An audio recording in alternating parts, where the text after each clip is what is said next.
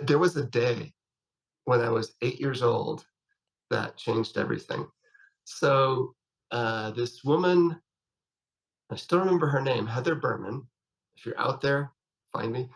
Um, Heather Berman lived down the street from us, and for some reason, and I don't know why, she was at my house. She was designing our elementary school mascot, the Eastview Wildcats. Mm. So she had a stack of library books of, big cats, and some paper and pencils. And she was doing a drawing of a lynx, is what I recall. And I watched her. I'd never seen someone draw representationally before.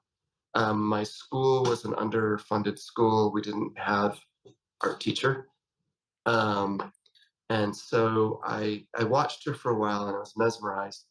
And then I snuck off with one of the books and paper. I don't think I asked her. I think I was too embarrassed to ask her, but I snuck away and I did a drawing of a mountain lion on a cliff, from the book. And it fulfilled everything an 8-year-old wants. One, it was interesting. It got my attention. And second, it got other people's attention. Hmm. So, like when you're 8 years old, well, it still is pretty much the same thing now. It gets me interested, keeps me interested, and hopefully it gets other people interested because otherwise I can't keep doing it. Hmm. But from that day forward, I knew I wanted to be an artist. And there was a few little diversions along the way, but essentially that was Hmm. um, where I started my path.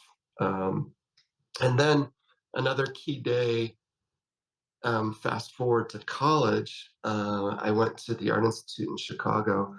I was doing more abstract work. I was doing a little performance art, really enamored with Dada and the early 20th century abstraction, um, which I still think is interesting work.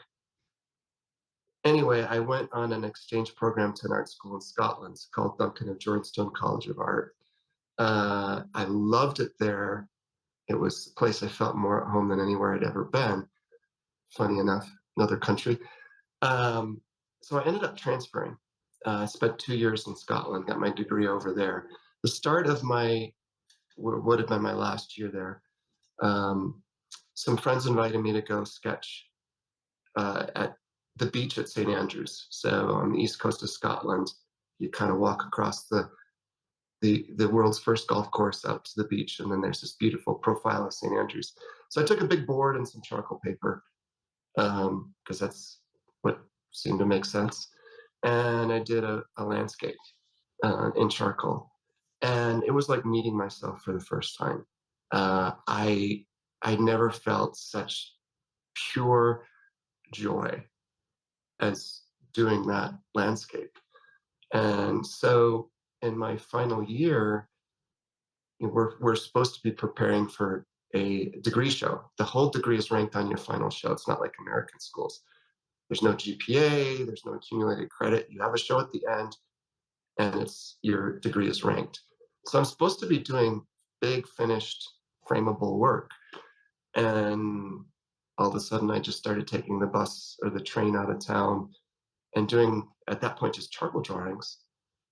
Um, and just trying to figure it out. And there was no one, like I had some good instructors, but there was no one that did landscapes. So there was no, I didn't know what plein air paint, I don't think there was the term in wide use at that point. And so I was just figuring it out. So by the time I got to my degree show, um, I got a fairly poor degree, like my mark for my degree, but I sold almost every painting in the show. So um, That works. and the other key moment in that one, the other funny, I guess the third key moment in my trajectory was I came home for a Christmas break. So home being Illinois, um, and I was in the basement looking for something, and I found a pastel set.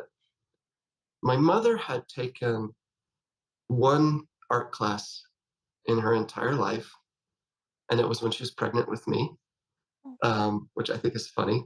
Yeah. Um, and a friend of hers had gifted her a pastel set, and it was an old set of Grumbuckers, which back then they made some great pastels. And so I brought it upstairs, and I was like, "Mom, what is this? Can I have it?" And she said, "Yeah, I haven't touched it since she was pregnant with me." So I brought that back with me for my final semester um, in Scotland. And that gave me the transition from charcoal into pastel. Um, and, because before that, I was doing basically charcoal drawings with a little bit of color. So that gave Mhm. me enough ammunition to to kind of make them more pastel paintings rather than drawings. And yeah, so those are the few of the many key moments. But yeah, so then I did pastel for a number of years, and then it was um, really after 9/11 when the whole art world just kind of shut down. And so I thought, well, I'm broke anyway. I might as well start learning oil. So I started doing oil landscapes. I knew I had the space to do a lot of bad paintings, and I did.